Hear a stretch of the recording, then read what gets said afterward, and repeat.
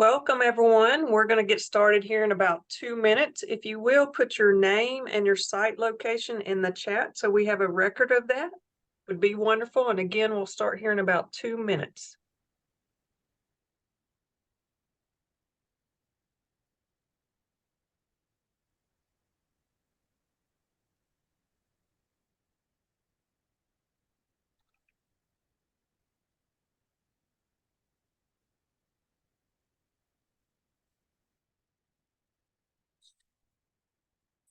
Again, if you're just joining us, please put your name and your location in the chat, and we will start here in about 1 minute. We want to give everybody time to get on.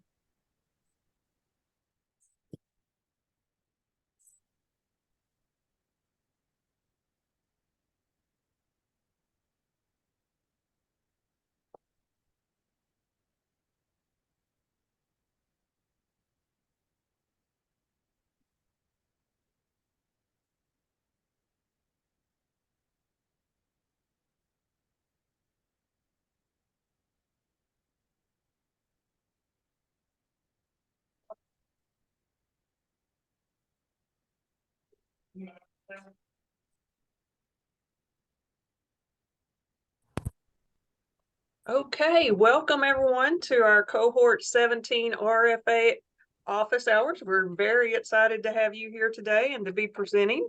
Want to let you know a couple of norms. If you will keep yourself on mute, that will help everybody hear clearly in the recording. Also, if you have any questions, you can place them in the chat, and we ask that you place your email in there so we can respond to you individually. Due to the massive content today, we won't be able to get into discussion on each question that is put into the chat. So again, welcome, and please put your name and information in the chat. And if you have any questions that come up during the presentation, please put the question and your email address in the chat. So at this time, I'd like to talk to you and introduce you to our staff. You have Dr. Rebecca Pines, which you're going to hear from later. I'm just, hey, Dr. Pines. She says hello. And then our ultimately famous presenter, Alicia Alvis. Hey, Alicia. And then our wonderful staff that we have with TPI and Auburn University, of course, Erica. I'm not sure who all is on from your team, but hello, everybody, and thanks for all you do, TPI. A couple of areas you might want to know is we do have some TAs right now. We have Mr. Dyer, Ms. Eller, Ms. Hendon, and Novelette, as you know, has been around forever. These have various roles, so it's a little bit different than what you've had in the past if you're a past grantee, meaning they're available in a variety of ways, not just specifically to one site or another site. We will assign them out once the cohort actually comes on in October. So moving on, our support team again, we have Auburn University, and we have better known as TPI, and we have Troy University, who is our external evaluator, just like you have external evaluators that send out surveys and do a lot for us too. Today, what we want to make sure, you'll look at the screen, is we want to make sure you understand the purpose of the 21st Century Grant. It is very important if you're going to apply, you understand the focus and the guidelines. The grant application itself, the process, which is the bulk of what we'll go over today, and then, of course, the required documents. A couple of things I want to make sure that you understand today is this PowerPoint is what I call massive. And so we're not going to be able to get into every little detail on every little screen, but we have it that way so that when we put it out there on the website, that everybody who did not attend today is able to get the same detail that you are.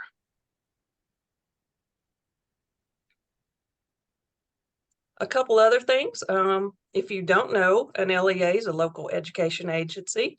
Also our CBO and FBO, as far as what they are, the non-LEAs. When we refer to those, if you will, look in your RFA, you will see the variation of what we have and how we refer to those. A couple more things, they're key components. If you raise your hand and this is your first time to be an EGAP and to actually fill out an application, we really encourage you to put it in a Word document and then copy and paste it over to the application itself. And then once you're in there and do that, check and make sure it doesn't double space or do anything odd. So when you copy and paste it and put it over there, just double check it and be mindful of your font size. Important dates coming up. Obviously, we've already had the cutoff for our LOIs to come in, but if you plan on putting in an application, please let us know. What's the key date here? September 15th, 11:59. Boom. Make sure you know that date and you're ready to go.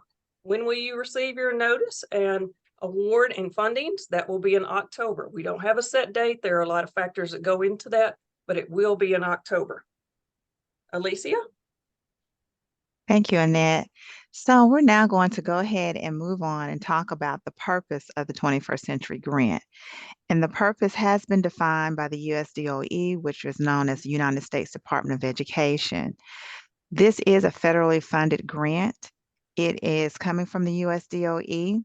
It was created for the purpose of communities. It is also referenced as a community learning center.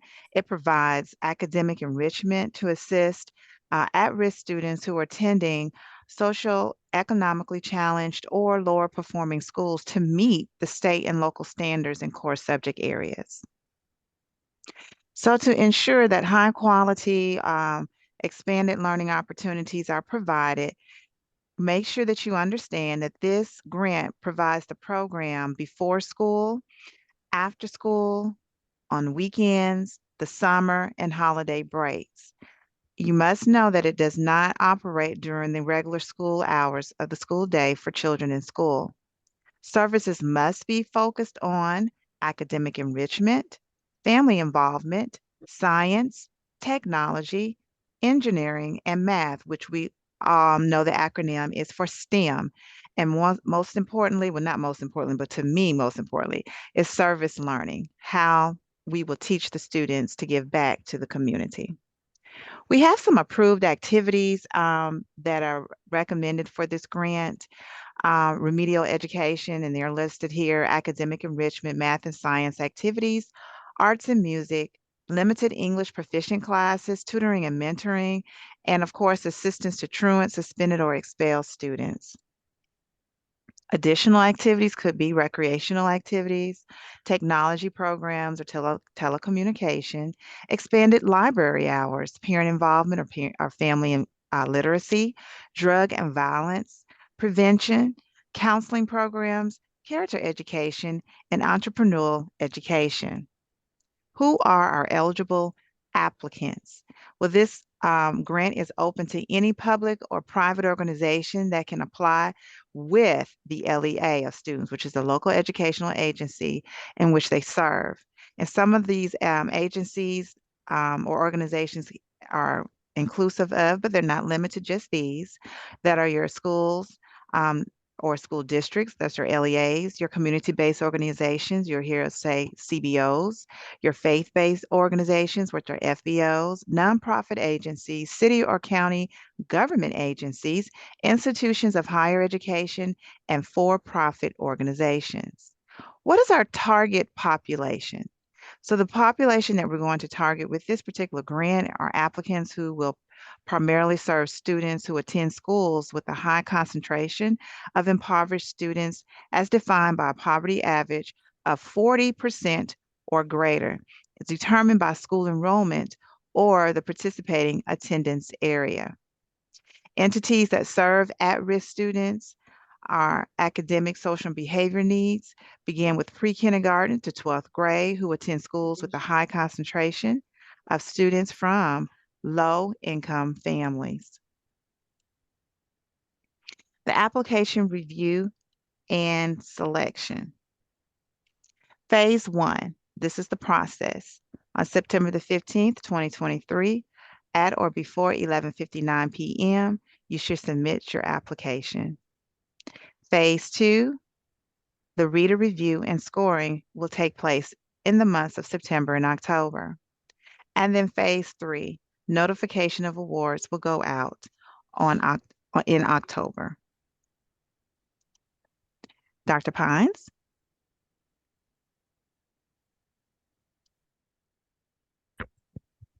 Okay, so now we're going to talk about the measures of effectiveness, and each of these measures need to be taken place or need to take place as you all go along in developing your application. So the first thing that you need to do, the applicants, they need to assess the population that will be served. And in doing this, you need to do the needs assessment with both the school and with the community for out-of-school programming and activities. And then you need to have a system that will be in place so that you can continue to assess this in an ongoing format.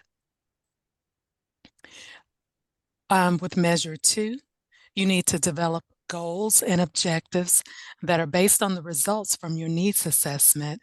And these goals and objectives, they must be measurable. Some of those different activities could be how you will impact regular school, and I'm sorry, sometimes you can use the regular school day attendance and behavior. You can also see how this is going to impact the regular school and student success. You can use you can also implement academic enrichment to enhance the student's educational achievement.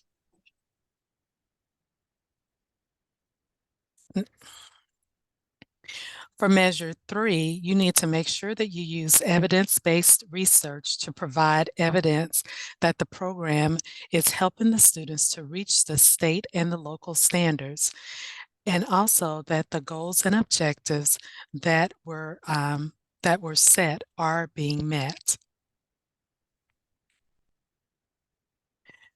Measure 4. With Measure 4, the grantees must ensure that there's a periodic evaluation of the program to ensure that it is achieving or moving toward the goals and objectives that were developed from the needs assessment. You will use these evaluations to refine, improve, and strengthen the program. These 4 measures must guide the development of an applicant's proposal. So let's talk about the staffing qualifications. With the staffing qualifications, you must have the program staffing and organization structured to include the roles, the job descriptions, responsibilities, qualifications or certifications, proposed number of staff members for the program.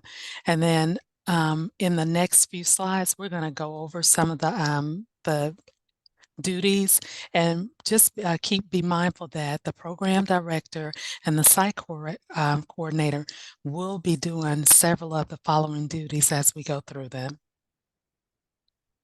So the staff descriptions, the first position is the program director. This is the administrative position, and there's only one per LEA or non-LEA, which means that this person will be the person that will monitor all of the sites that are on your grant.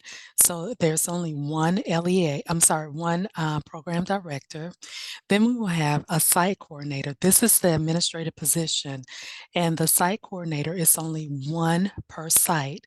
So we have that one program director who's going to oversee all of the sites. Then we have that site coordinator who's going to be the administrator for that one particular site.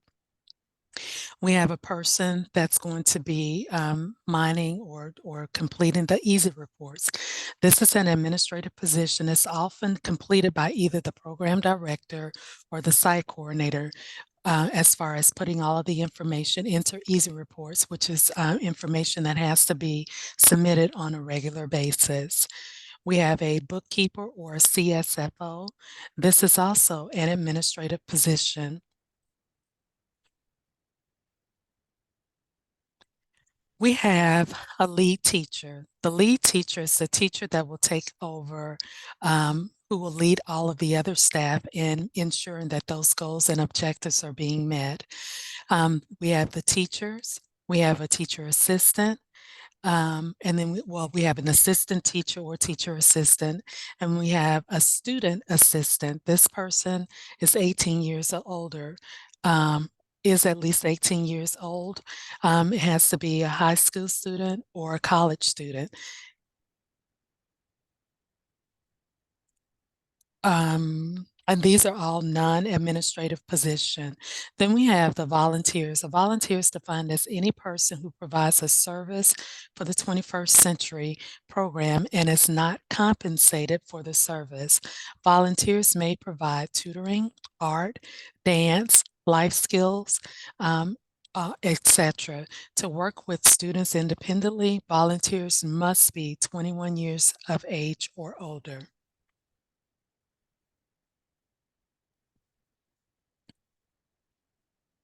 All right, so when we're thinking about the RFA and writing our application, I believe you should take time to read the RFA a number of times, and during that time, create a checklist that fits you. What do you need to know? In creating that checklist, let's talk about some points to ponder. Dr. Pines just covered your staff. How are you going to obtain those staffs? What are they going to do? What are you going to pay them?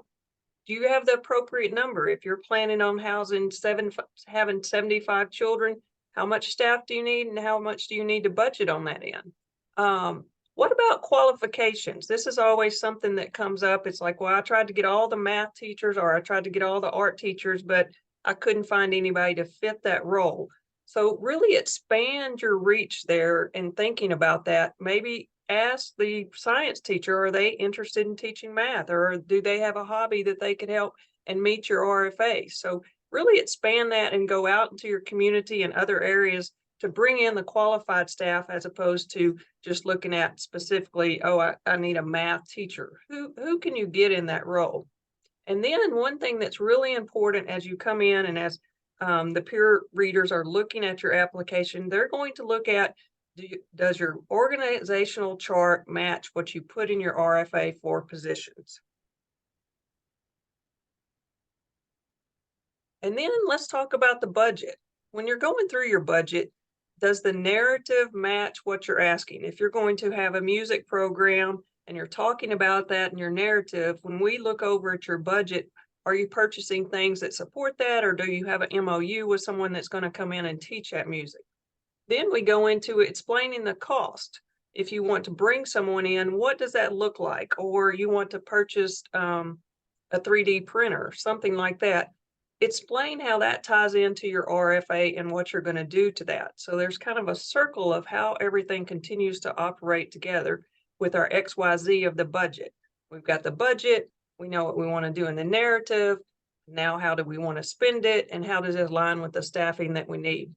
So ensure that you have a relationship between the budget and the program needs.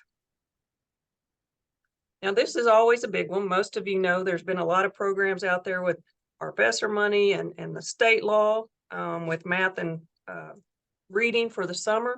So make sure you're communicating with the stakeholders, as it is law that you do not supplant, and understanding the difference between the two. You have to know how to collaborate those together. You can braid them, but you cannot blend the funds. If you have questions on this, feel free to send us an email. We can provide you with some materials, because this is one area of the law that is very, very important. Going back to the budget, is it necessary what you place in there for the performance to meet the goals you have placed in there, or the administration of the project? When we say that, do you need 10 teachers, or do you just need 5? Do you need 4 3D printers, or do you just need 1? Think about, is it reasonable? And is it documented anywhere? Basically, is it necessary anywhere? One thing to remember is the allowables and non-allowables in, you can't purchase furniture. You can't do rent or something like that on a facility, or create a facility, or buy a car or something like that. So follow the guidelines in there, look at the US DOE, and make sure it meets these requirements of, is it reasonable?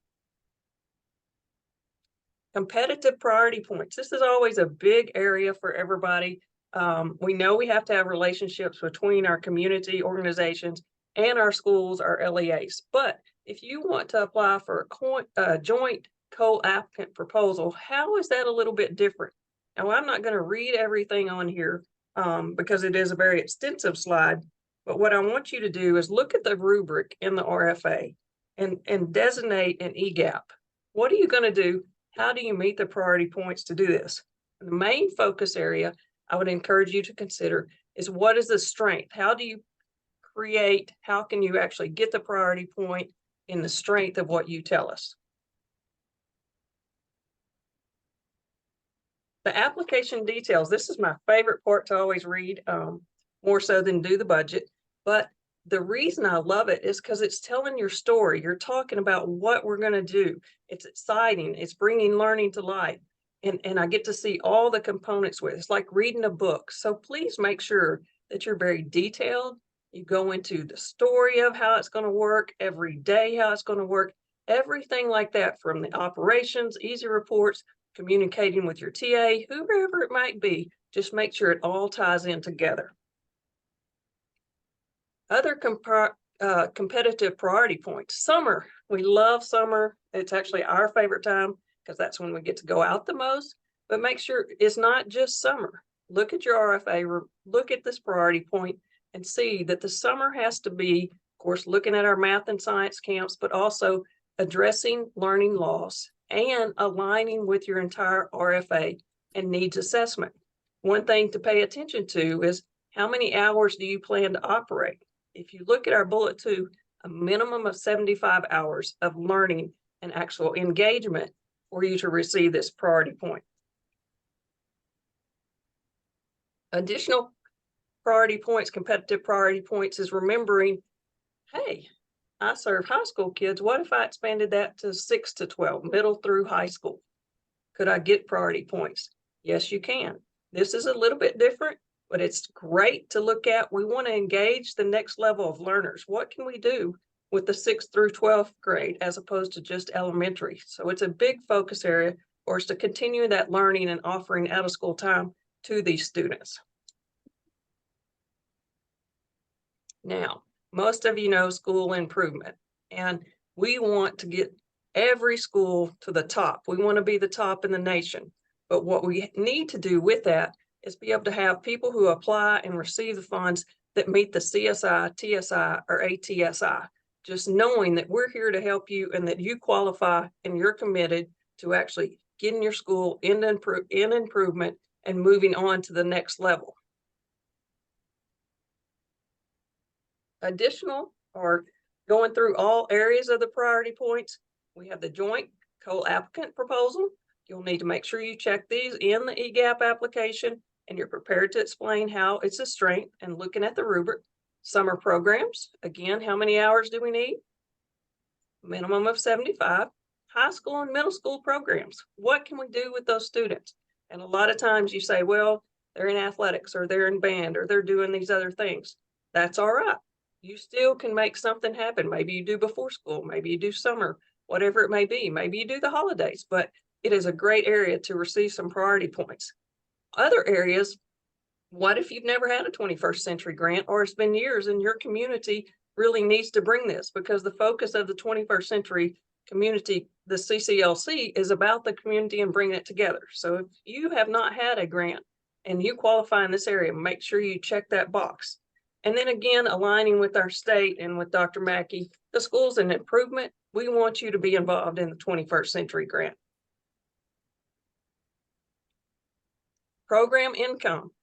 Now, if you haven't read the NRG's, the non-regulatory guidance, or you don't know what that is, I'm just going to tell you straight, program income is not allowable. If you make lemonade, you can't sell lemonade.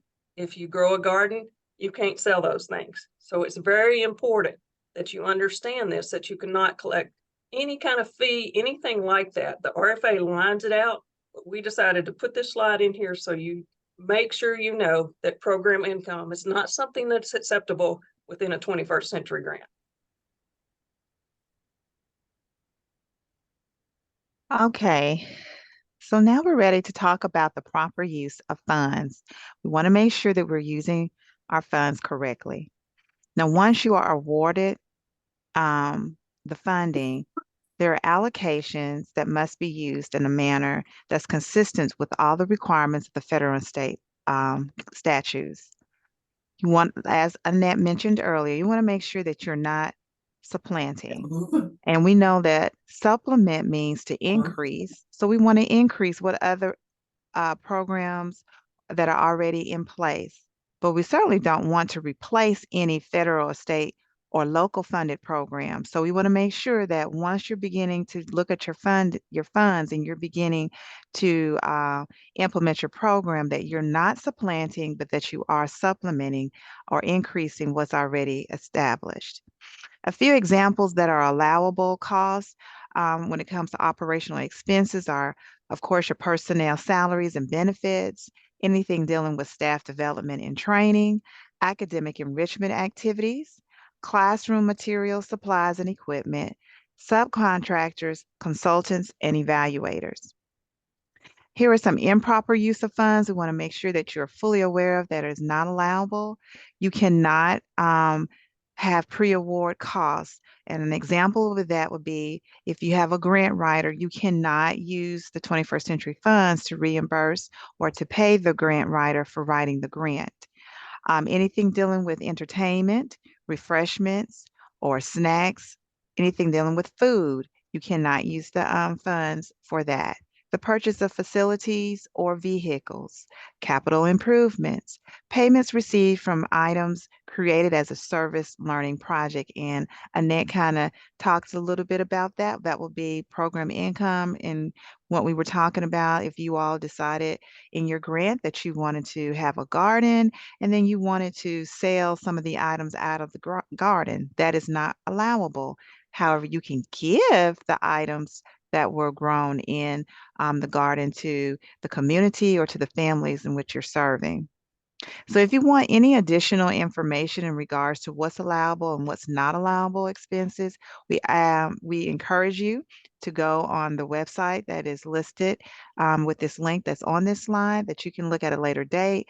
That is an association directly associated with the Education Department General Administrative Regulations, which we refer to as EDGAR, to make sure that you are within the guidelines.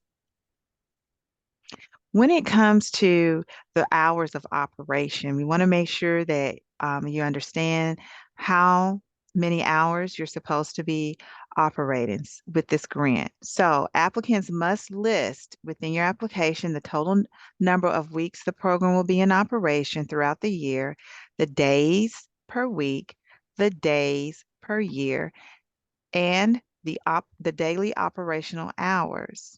So it's the expectation that when the school is in session, then your out-of-school program should be in session after school. Now, in accordance with the studies cited in the 21st Century non-regulatory guidance, the State Department requires that elementary schools or your 21st Century sites serve elementary grades K through 5, and they should be open 5 days per week for a minimum of 10 contact hours, Monday through Friday, for the entire regular school year. That's the minimum. If you are a 21st Century site and you are serving middle and or high school, you must serve at least 6 contact hours, and the site should be open at least 3 to 5 days per week. Now, applicants who are proposing to operate a summer program, you qualify for up to 3 priority points, which were additional points given to you if you decide to serve a summer program. And the applicants must provide a summer program from a minimum of 75 hours.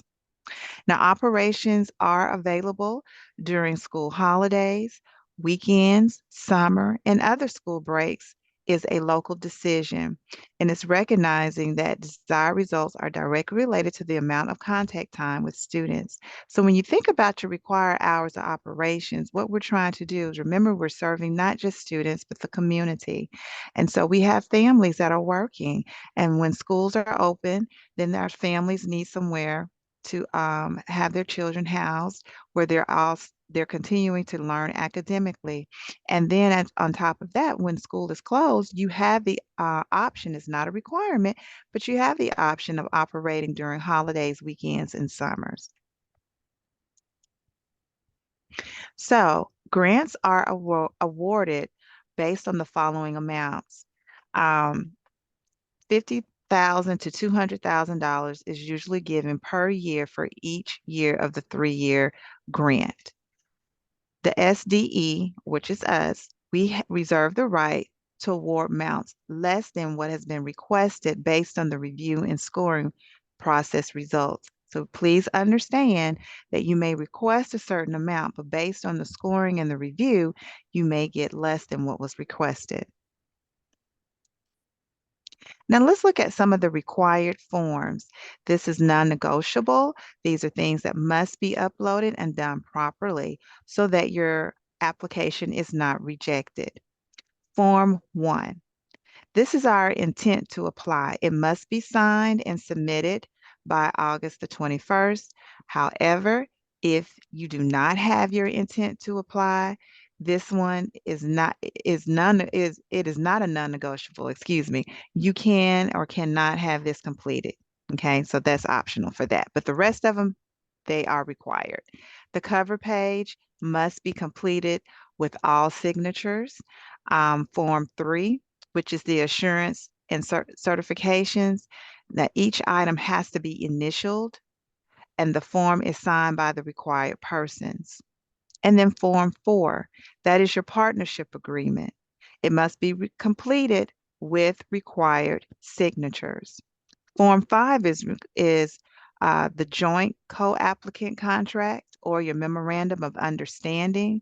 It is required only if you're submitting a joint application. However, we want to make sure that if you are going to allow outside vendors who are not a part of the LEA or not a part of your CBO or FBO, then you have to have an MOU or MOA, Memorandum of Agreement, uploaded under Form 5 in order to make sure the program is running correctly. So Form 5 is not just for joint co-applicant contracts, but it's also for vendors who will be providing services outside of the LEA, the CBO, or the FBO. Form 6. This form is for the superintendent and principal certification. This must be completed and signed for each school that's going to be served. And then Form 7, this is your administrative cost. This is your proposed budget of your administrative and indirect costs, which has a cap. So you need to make sure that that is completed and uploaded correctly. And then Form 8 is your timeline. This is the details of the program or activities for the academic year beginning October 1 through September 30th of 2024. And then Form 9. Now, Form 9 is not in the EGAP, but it is a requirement that you complete. This is your job description and organization flow chart. It is outlined also in your RFA. Your job description and organizational flow chart is in reference to the actual after-school program or that's going to be funded through the 21st Century Grant. This is not a representation of the organizations such as maybe a YMCA or Boys and Girls Club. It's not of that sort. It is the flow chart or the job description of how your program is going to run. In addition to required forms, this is where you're going to upload this information in EGAP 2.0. The information that I just said is going to actually say what you see this the screenshot of that's in EGAP. So you see Form 2, Form 3, and so forth are sitting there. As you can see, Form 5, you can upload more than just the joint or co-applicant. Is also supposed to be anyone that's going to be in an agreement to provide you with services. And then 6, 7, and 8. Remember, Form 9 is not listed here in EGAP for you to upload, but as you go through your RFA, you will have to submit that in a different format, in a different way, but it is required. All right, so please be advised. Only one grant proposal to serve the students at a particular school or schools may be submitted. If more than one proposal to serve the same school is submitted, then none will proceed to the reading process, which means that we will not be able to award you with funding. So that means if school A was proposed from a CBO, and then it was proposed with let's say an FBO organization.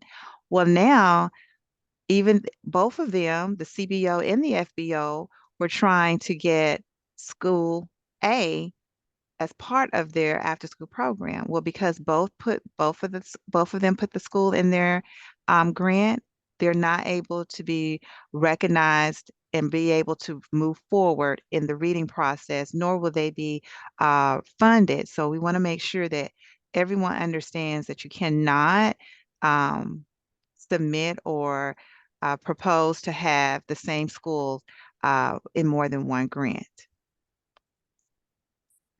Also, we want to make sure that noncompliance with submission requirements will not allow you to be a part of the funding process or to be read, your application to be read.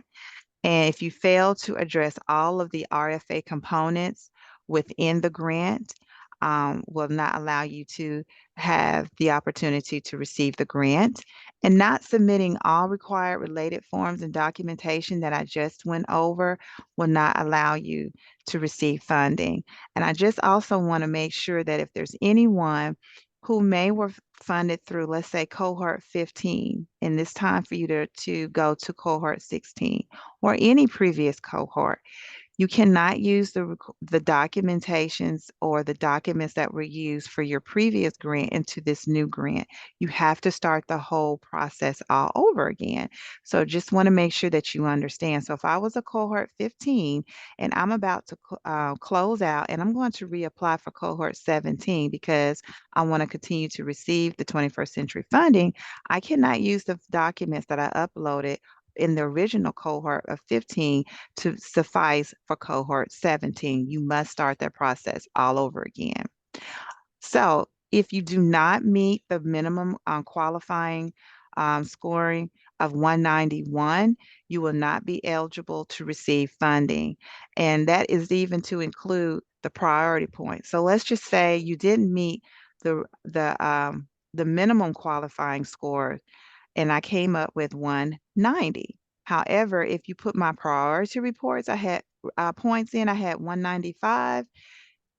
I cannot use priority points to get the extra points in order to reach the bare minimum of 191. You have to meet it before you use the priority points that'll give you extra points, such as we were talking about summer school, and we were talking about if you were going to house middle school and high school in your grant. If you got extra points because you are going to service those things that I just mentioned, and you had a bare minimum score of, say, 190, you would not be able to use those points to help you boost to 191. So we want to make sure that you understand the eligibility when it comes to the minimum of qualifying points. So what's your deadline? As we stated, it is September the 15th. It has to be submitted electronically through our EGAP 2.0 system. We want to make sure that you understand that this platform date and time stamps all applications. So that's why we have the time of 11:59. If you do it right at 12 o'clock or any time after that, that's considered September the 16th, and your application will not be recognized for applying for this grant. So remember, don't wait to the last minute to get this done, because sometimes it has to go through, depending upon how your setup is, other chains of commands. So for instance, the local LEA chain of command must be fully considered before submission. Additionally, non-LEAs must observe their own internal controls before submission, because it's going to, as you see through this training, it's going to move from one person to approve to the next person to approve. You don't want to wait until that timeline to do that, which would say the application was completed at 9:30 that morning, but the next person who needed to sign off to approve it wasn't available, and their availability was on September the 16th, it completely knocks you out of being able to have your application submitted. So also make sure that you note that no hard copies, faxes, or emails will be accepted, nor any proposals submitted beyond the time stamp due date. So just please keep that in mind.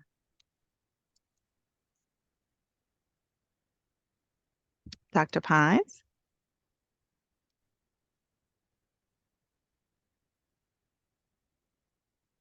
Okay, you can go to the next slide, please.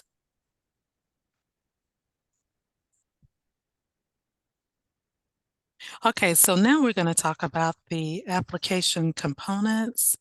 We're going to talk about accessing the application, navigation, district level pages, and the budgeting, validation, submitting the application, and printing the application.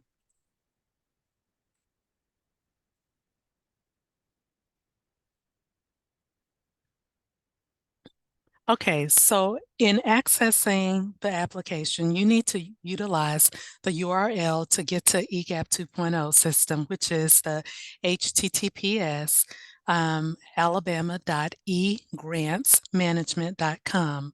You're going to click on the EGAP 2.0 sign-in and enter your email address and your password, which is all information that you will receive. And you're going to select the forgot password if you have difficulty logging on. And you notice in the picture below, up in the top right-hand corner, once you access that website, you're going to see the EGAP 2.0 sign-in. That's the button you would click to access the website as to putting in your email address and your password. Next slide.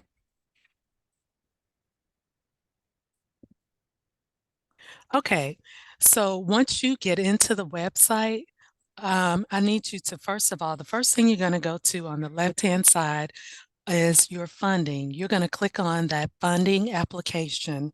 When you click on funding application, it's going to pull up the funding application screen. If you notice right up in the top right-hand corner, well, in the top on the funding application part, you see the 2023. What you're going to do, there's an arrow. You're going to click on that drop down arrow. It's going to give you 2024. So you need to make sure that 2024 is selected, not 2023, because that's where your application for cohort 17 will be.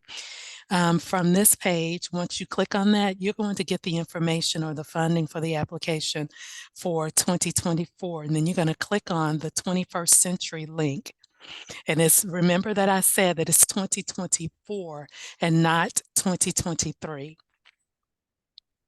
Okay.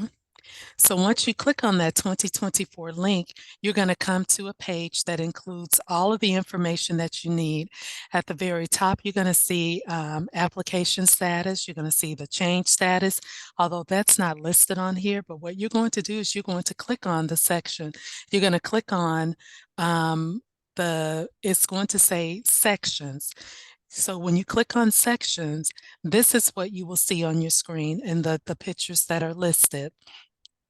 When you go to sections, you're going to see at the very top, you see all, then you see the history log, you see your allocation, and then you see 21st century. And right now, when you click on the section page, it will automatically go to the district level, which simply means that it's going to have all of the information for the entire district listed here. If you click on any of the buttons below, like the budget overview, the assurances, it's going to show you that information for the entire district. In order to go to your specific site, you click on that down arrow that's right next to the word district level. You click on that down arrow, and then it will list out the different sites that you will have applied for.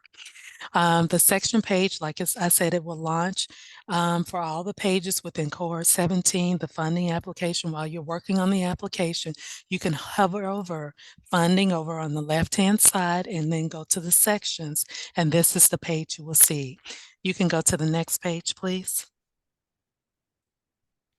Okay, so your application statuses.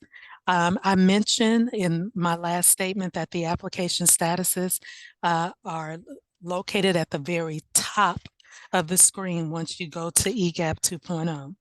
Once you get to that page, you'll see at the top, it will say right now, if you've started, it will say draft started. If you have not started, you will see the words just as it's written here, not started. So the application, it displays the current status of your application. And then right below it, you see where you see change status to is an inactive link used to move the application to its next status, which simply means that if you haven't started it, it just tells you where that application is in that process. If a user lacks the necessary permissions to work on the funding application, when they click on the link, the status change confirmation screen will indicate that they do not have permission needed for the status change, which simply means that whoever's working within this application, you have to have permission in order to go in and make changes to the application. Okay, so now if you notice on your screen at the very top, once you're logged in and you're still on the sections page, at the top you will see application status not started, then you see change status to. That's the link. If you have the correct permissions, then you can click on that link and it will tell you who can change this information here. If you have the access to this, then you can click on it and say draft started, and then you can start working on the application to input the information needed for your application. So it says check to make sure you have the rights to the application.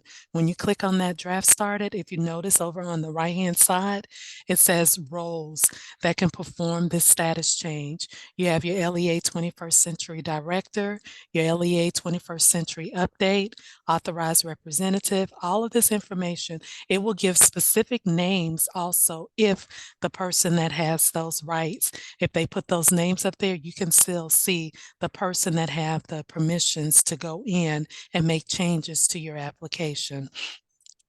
And then it's okay, that's fine. The page navigation. On your page, you have use, go to / save and go to. With this particular key, if you click on just the go to, it will say, it'll take you to another box. Within that box, you can go to your allocations. You can go to all of the links that are listed up under there, which are your history logs, your allocation, your supplemental information, your information about the 21st Century Cohort 17. All of that information is listed, and then for each one of those links, there's either a drop-down box, or if you click on that link, it will open up the information that you're seeking to find within each one of those. One of the things that's very important is that you do not use the back button within your internet browser. If you use the back button, it's a possibility that any information that you have put in will be deleted. So it's very important that if you need to go to any place within your application, that you use that go to or save and go to navigation button to maneuver within the application. All right, so let's talk about the save and go to. So when you use the save and go to, it refreshes your session time. When you go to your use and go to button, right now with your session normally times out after an hour. If you click on that use and save or save and go to button, it will refresh it so that your time will start over with 1 hour. If you get down to if you run out of time, the page will close and you will have to sign back in. The save and go to current page. This saves your changes and saves changes to the page, and it keeps the user on that page. So if you save and go to current page, remember that it saves all of your changes, but you will stay on that exact same page. Save and go to next page. This saves your changes to that page, and it moves the user to the next page in that section. And then save and go to previous page. This saves your changes and moves the user to the previous page in the section. But just remember, it is very important that you use that save and go to or go to button within your application so that you do not lose any of the work that you've completed within the application.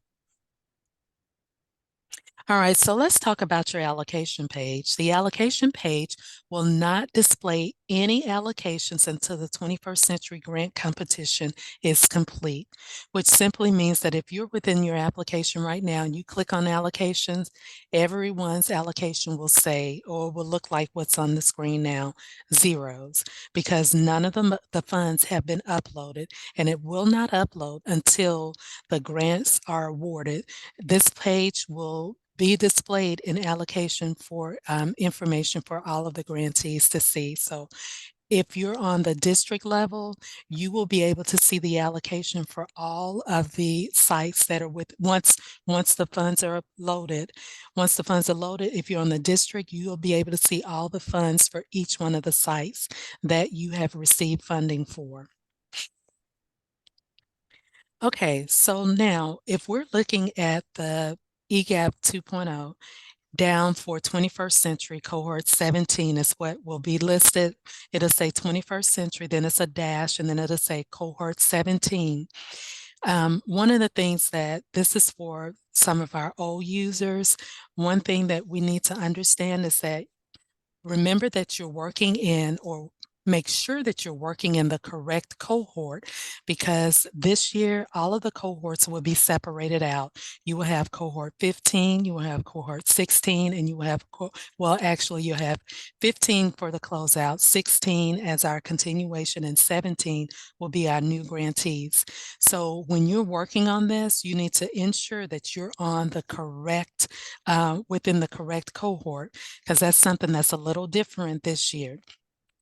But all of them will have like the district level, and all of your sites that are within cohort 17, they will be listed under this district level. So you would click on that district level, and then it will show you a drop-down box, and it will indicate all of the sites that are listed under the district level. The default view of the funding application, it will always go to district level. When the drop box indicates district level, the pages you see in that section will relate to the entire district for that cohort. The district level budget is not editable. So that simply means that when you're in the district level, you can see everything, but you can't make any changes. This budget will not be a roll-up of all of your site level budgets. And then you will have to click on that drop down, that arrow to the right of district level. You click on that arrow, and then you can drop down and you can see the site level grants. Once you click on those site level grants, then you will be able to see the funding for each individual site. And then you will also get a link where you click on budget, then it will pop open, and you will be able to edit within those different sites.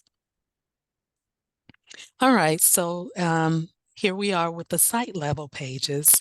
You need to make sure, like I said before, and you'll be able to see it on the site, although on this particular screen it's not listed, but when you go in, you'll see down on the bottom left-hand side of the screen, that picture, you see where it has the bold 21st Century, then you will see dash cohort 17.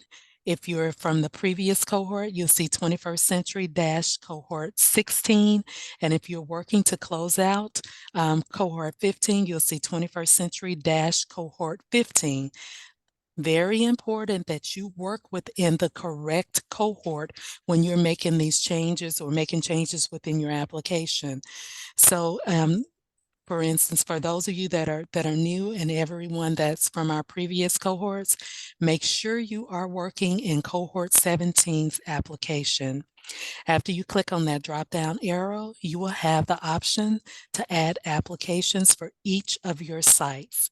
And you have to name each site application and click the Add Application. In the picture that's on the right-hand side, you see where it says Add Application. You have to put in your name of the site, and then you go down and you say Add Application.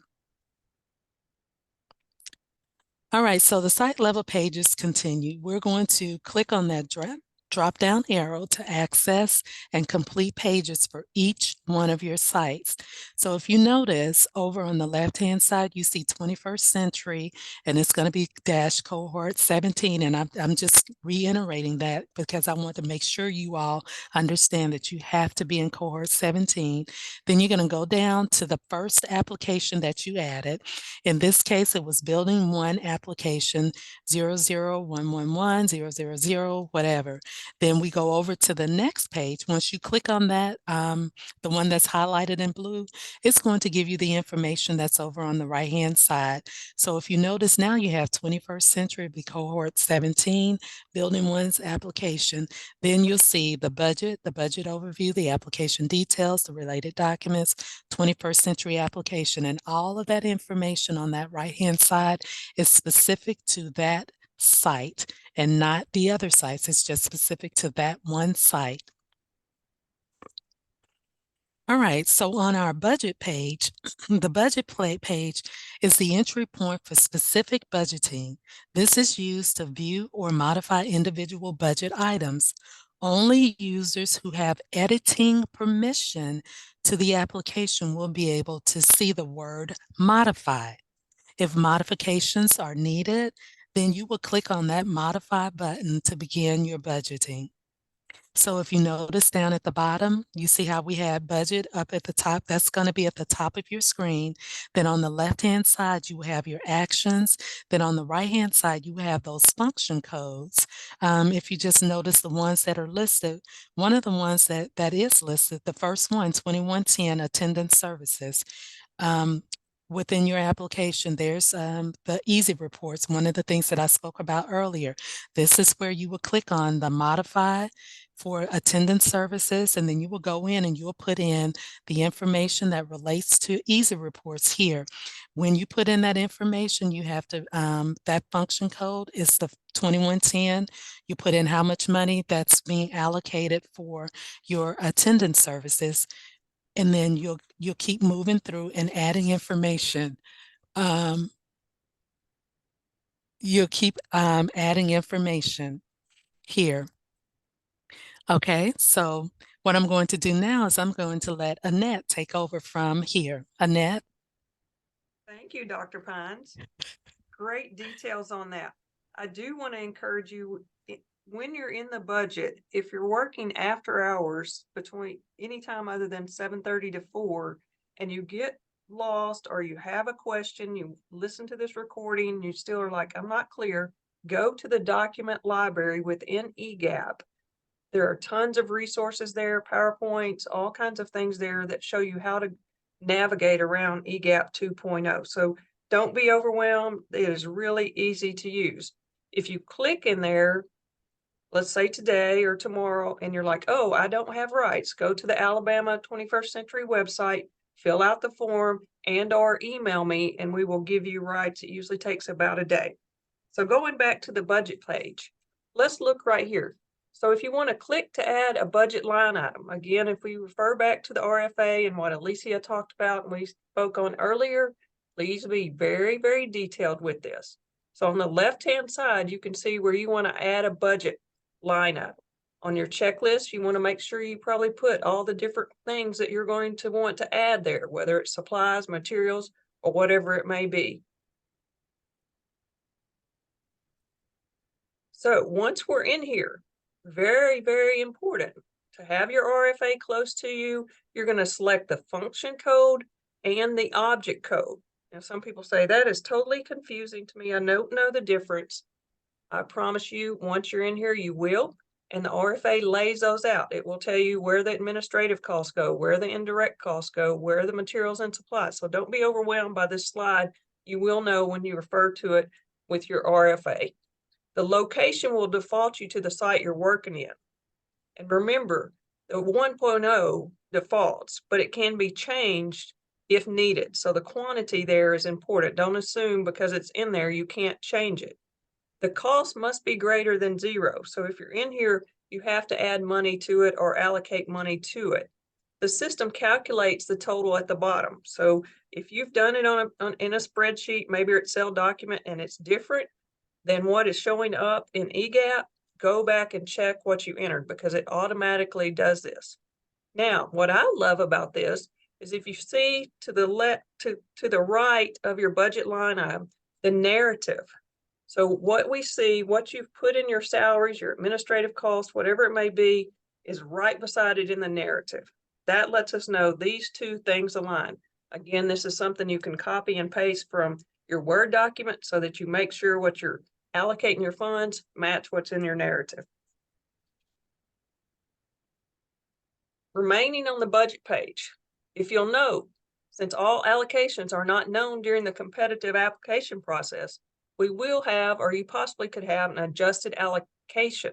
So don't worry about that so much, but just remember, as Dr. Pine's referring to, till the allocations are loaded, it's going to show that 0. So just remember that. The remaining amount will be added once we drop it down, once the funds are allocated.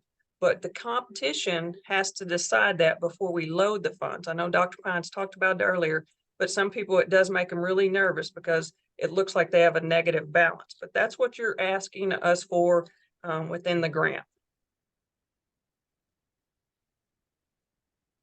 Your budget overview page. Not everyone can edit this part, so don't get worried if you get in here and you're like, oh my gosh, I can't edit this page. It is a summary that is entered for a specific site. And so what you'll need to do is filter by location. Look at the budget overview screens for other sites if you're wanting to move around. But don't get overwhelmed in this area if you're not one of the people that can actually are able to use this page, I guess you could say. It is the actual overview of everything you've entered in the budget details with your narrative. Now, this is what is going to help you, I believe, the most. Once you've entered everything, you're going to come up to your validations. So what exactly does that mean? If you'll see on the screen, you see the validations in the red and then the arrows. What you're going to want to do is you're going to go, oh, is this good or bad? Let me click on it and see what it says. So go over to the sections page, click on the message. They're created around what we call business rules, meaning it's either acceptable or not acceptable. It may be a warning. It may not let you move on, or it may just be asking you a question. Are you sure you want to submit X? So it's for you and for us to make sure the data you're entering is correct. So it's kind of like that little cheat sheet is you have those. So click on it and see what it says. You're good with it, keep moving. If you're not good with it, then go back and change that area. Some examples of those. Let's see. What can we think of right away? Not having any budget line items, what's going to happen? You're going to have a validation, and it's also not going to let you move on. What if you haven't answered a question or you haven't responded to every required spot? You're going to have a validation. It's going to remind you to go back and fill that in. Another area you're going to get a validation if you did not upload all the required documents. I know Alicia talked quite a bit about this. Make sure they're within this appropriate year and make sure you have everybody's signatures. If you're, excuse me, a CBO, make sure you have the LEA signatures, the superintendent, the principal, everybody that's required. And all those signatures have to be what we call wet signatures. They can't be electronic or where someone else can sign for them and say, oh, or you can't put in there, we will get these if we're awarded. They must be in there in the related documents. So what are some validation types? An error. This will not let you submit the application. If you're hitting submit, submit, submit, and for some reason you didn't go to the validations and it's not letting you, go back to the validations and see what the error is. Again, it's probably you didn't fill in a component, or there's some other thing in a related document somewhere that you did not finish completing, so it's not letting you submit the application. Warnings are for you to know, oh, this is kind of like a yellow flag. So is this sure what I want to do before I submit it? Each message has an area. You click review, and it's on the far left. You can see there's not a red arrow here, but you can see, okay, I've got this warning. Okay, what does it say, or this error? I'm not sure. That one sentence, questions marked with an asterisk, require a response. Okay, what did I miss? So I'm going to click on review, and it's going to give me the details and tell me where to go to fix that. Now, here we're ready. We're done. We've read it. We're just excited. Everybody, please let us get this grant. It's going to be great for our community and for our school and for everybody.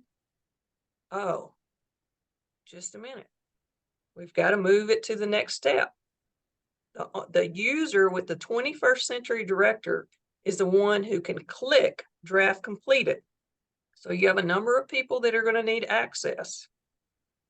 And it takes some time. Alicia talked about this earlier. If there are no errors when the 21st Century Director clicks this button, then it will go to the Chief Financial Officer. Now, if you're waiting till 11:59 or 11 p.m., I doubt your Chief Financial Officer is going to be there to click the button. So I highly suggest you do this days in advance so you can get all the way through the system, all the approvals, and as many people are alerted that, hey, I need you to be in the system, make sure you have access beforehand, because this is coming to you, on the 13th at 10 a.m. And so if you have any challenges, you can get back to us or to them on that. So don't wait until 11 p.m. or even 11:59 p.m. because it's not going to happen. Everybody's not going to have time to get the application, and we would really hate for that to happen. All right, Alicia. Okay, so we've completed the application and now we want to print it. You want to keep a hard copy. Here is the process of keeping a hard copy of the application. So when you go in to print the applications, you will print it by PDF format. You can print the entire application or you can print part of the application. Printing is accessible from the sections page of the funding application. And you want to also check and make sure that you don't have your pop-up blocker. So make sure it's turned off when you're using the platform of EGAP 2.0.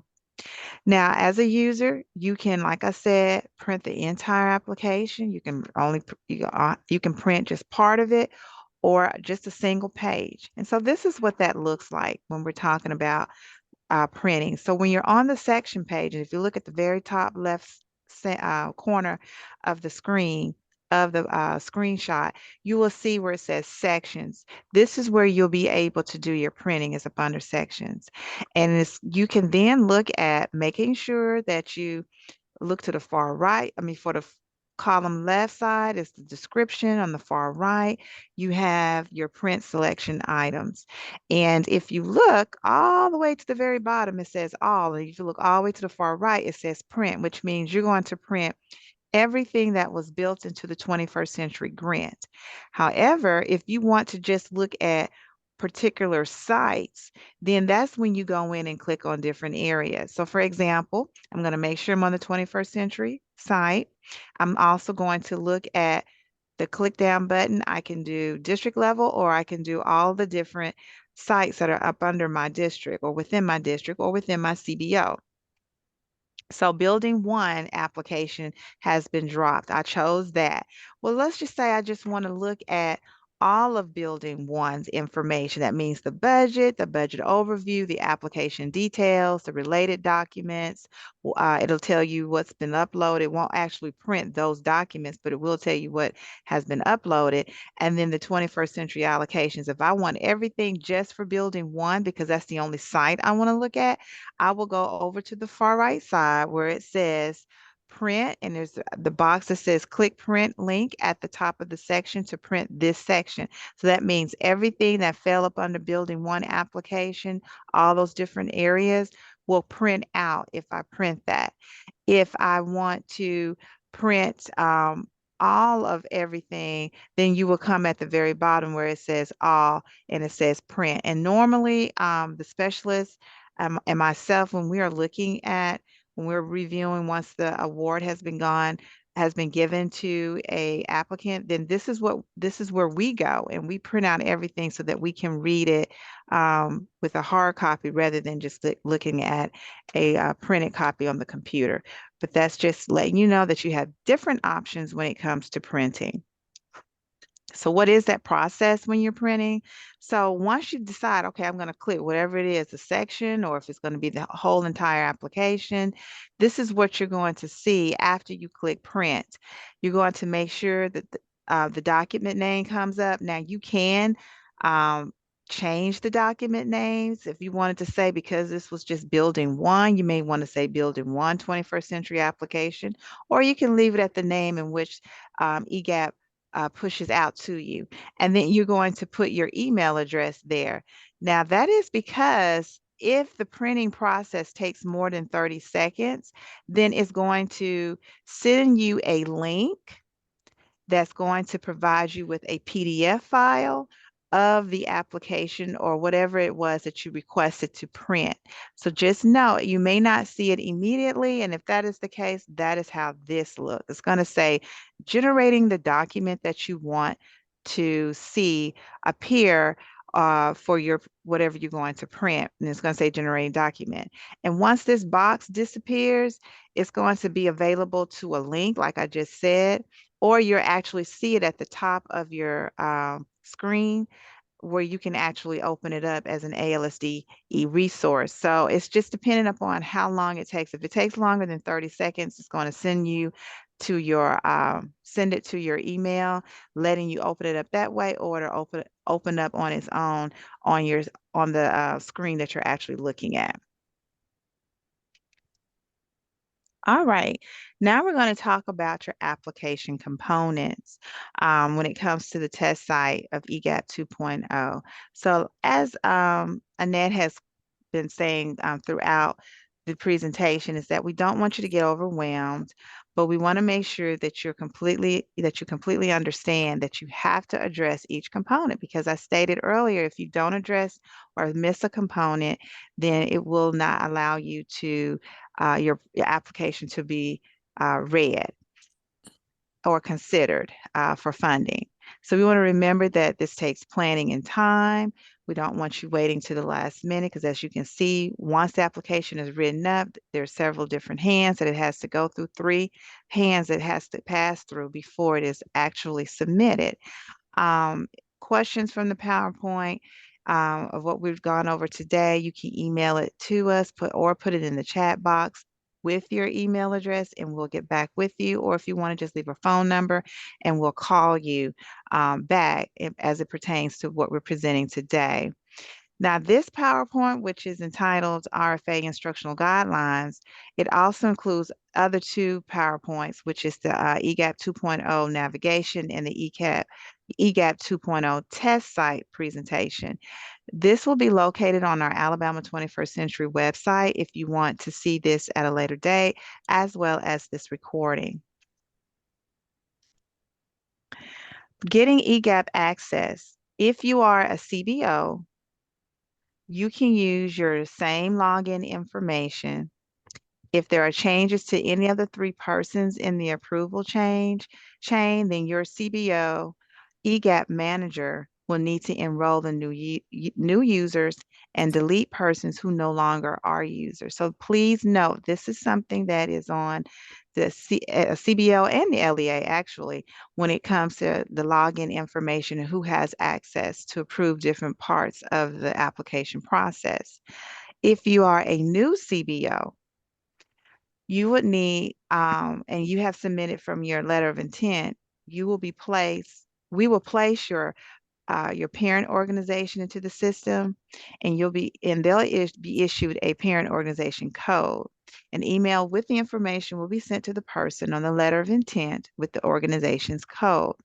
After receiving your approval chain form, persons whose names are in the approval chain will receive an email from EGAP, and that's the email address. So please make note. You want to make sure it doesn't go to your junk mail or junk mailbox with a link to create a username and password. You can then access the system to begin your grant application process. Make sure you are working within this current scholastic school year of 2024 within cohort 17. We cannot stress that enough to you, especially those of you who have had access to EGAP in the past due to previous cohorts. So just make sure that you're in cohort 17. And current LEA grantees, you can use your same login information that you already have. If there are changes to any of the 3 persons that we mentioned earlier, you would need to make sure that you enroll your new users and then also delete those individuals as well. If you are a new LEA grantee, then your LEA, CSFO, or superintendent can give you access to the EGAP system because all LEAs in the state of Alabama have access to EGAP 2.0. Annette? All right, so in getting ready for the application, make sure you have up-to-date computer hardware. It's not set to, add a new virus protection. You're just good to go for, at least a week or 2 so that you have time to enter your application and it doesn't get lost in your hardware somewhere. You can use a Firefox, Chrome, Internet Explorer. It's pretty accessible as far as EGAP. There are not a lot of restrictions on that. But again, please make sure you're using up-to-date current computer hardware. The platform EGAP 2.0 has a timer. You've probably seen at the top of every page, it says 59 minutes, 58 minutes. It lets you know how long you've been working in a single page. That timer times out at 60 minutes. The good thing is it will save your work, but I encourage you to continue to make sure it saves it each time you log on and log off, and you keep it in a Word document.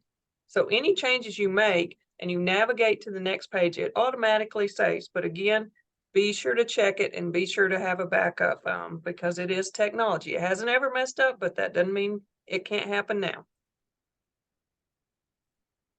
Remember, if you have a dependent care grant, you're an LEA and have a dependent care grant, we love that grant. We love everything about it. But one of the restrictions by law is that you cannot have a 21st century grant and a dependent care grant. So if you're awarded the 21st century grant, cohort 17, and you currently have a dependent care grant, you'll need to get in touch with us, get in touch with Yolanda and say, hey, what are the process, what I need to do to return the dependent care grant. But make sure you do that as soon as you know, not months into it, okay? That's very, very important. Again, get in touch with Yolanda or get in touch with us if this occurs. Now, some of you are like, well, I want to know more about X. I want to know more about percent or site names or staffing or hours of operation. Just want you to be aware that because not everybody that's going to apply is on this, while it will be a public recording and a public PowerPoint, we can't go into certain areas. That's not ethical and it creates an advantage for certain people. So if there are things that we did not cover today, you're welcome to send us an email. It's listed here on the screen, and if we can't answer, just please understand that's part of our role and part of us complying with the law, that we can't give someone an advantage over somebody else. But we hope we've enlightened you. We're excited to see the new things that you're going to submit in your applications and do for your community and your kids. And also remember, our next office hours, we'll go over the same PowerPoint and have questions as far as in the chat room that we will answer you privately. Is August 30th from 3:30 to 4:30.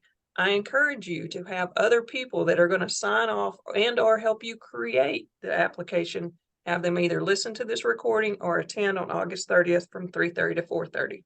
Again, yes. Annette, that was one question that I did want to answer. It came back when I was talking about the positions. It talked about whether student teachers, is it a requirement? A student, excuse me, a student teacher is not a requirement. If you desire to have a student teacher, yes, you can have one, but you are not required to have student teachers. Thank you. And Mhm. we'll answer again all the questions. We are recording it and we will copy the chat. We will get back with you individually and we create a log of all the questions so we know in the future the things that people ask and needed to know and weren't clear on. Again, thank you for joining us today. TPI is obviously available for you, Erica and her staff, to help you, but we wish you the best of luck and we hopefully will see you on August 30th from 3:30 to 4:30. Have a good day.